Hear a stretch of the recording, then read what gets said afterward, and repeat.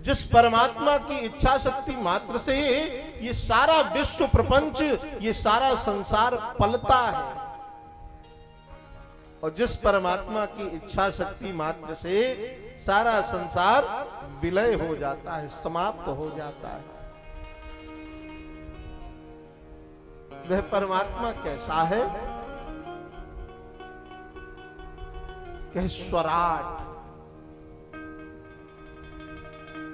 स्वराट शब्द की बड़ी विद्वानों ने व्याख्या करी महाराज। स्वस्य यस्य सह राष्ट्र इति स्वराट, जो संपूर्ण सार्वभौम रूप से इस जगत में व्याप्त है। ऐसा कोई तत्व नहीं है जहां परमात्मा व्याप्त नहीं है। अणो अणीयान महतो महीयान। एक सुई से लेकर के एक हाथी तक भगवान है, एक चींटी से लेकर हाथी तक भगवान है, सुई से लेकर के हेलीकॉप्टर एरोप्लेन तक में भी भगवान है। अब आप लोग कहोगे महाराज जीव तो समझ में आता है, गोस्वामी जी ने लिखा कि ईश्वर अंश जीव अविनाशी। आप कह रहे हो सुई में भी भगवान है, एरोप्लेन में भी भगवान है, तो ये कैसे स्पष्ट होगा? अरे भाई, प्रहलाद जी ने कहा था ना, प्रहलाद से हिरण्यकश्यप ने पूछा कि बता कहां है तेरा नारायण। प्रहलाद जी ने कहा पिताजी प्रश्न गलत है, कहां नहीं है मेरा नारायण? कि ना केवलम में भवतस्य राजन सावैवलम बलिनाम च परेशाम परे वरेमी स्थिर जंगमाए ब्रह्मादयो एन वसः प्रणीता। पिताजी कहां नहीं है मेरा नारायण? तो कहा इस जड़ में भी है, खंभे में भी तेरा नारायण है। प्रहलाद के विश्वास ने कहा हां, इस खंभे में भी मेरा नारायण है।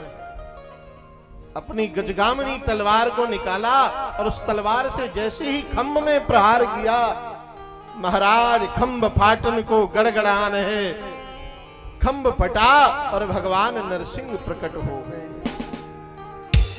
इससे ये स्पष्ट होता है कि चैतन्य में तो भगवान है, पर जड़ में भी भगवान है।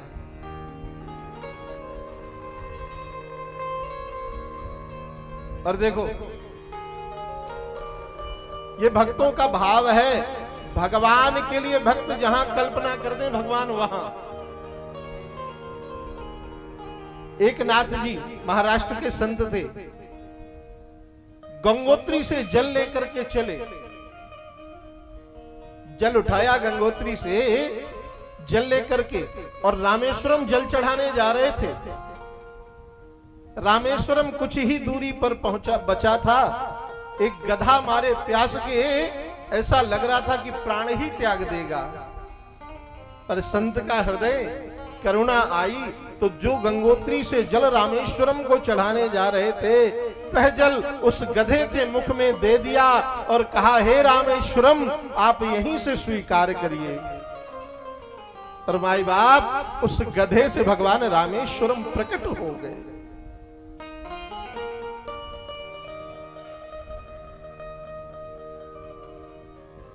चैतन्य में भी भगवान का दर्शन करना भक्त का लक्षण है, जड़ में भी भगवान का दर्शन करना भक्त का लक्षण है। और देखो भाई, गोस्वामी जी तो कहते हैं कि हरि व्यापक सर्वत्र समाना,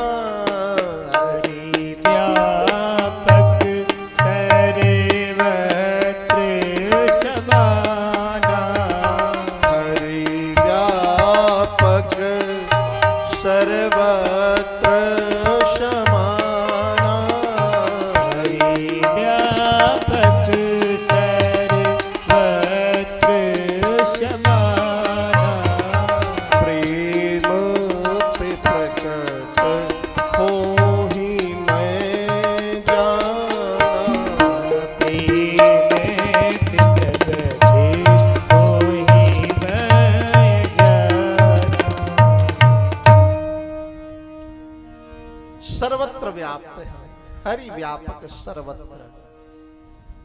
तो कहे एक हरि है, सर्वत्र कैसे?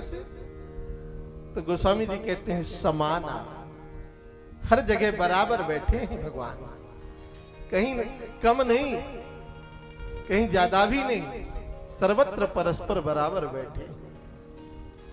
बस उन्हें देखने के लिए दृष्टि चाहिए, कौन सी? प्रेम ते प्रकट हूं ही मैं जाना। तो वह परमात्मा इतना विराट है, इतना स्वराट है, जो सर्वत्र व्याप्त है।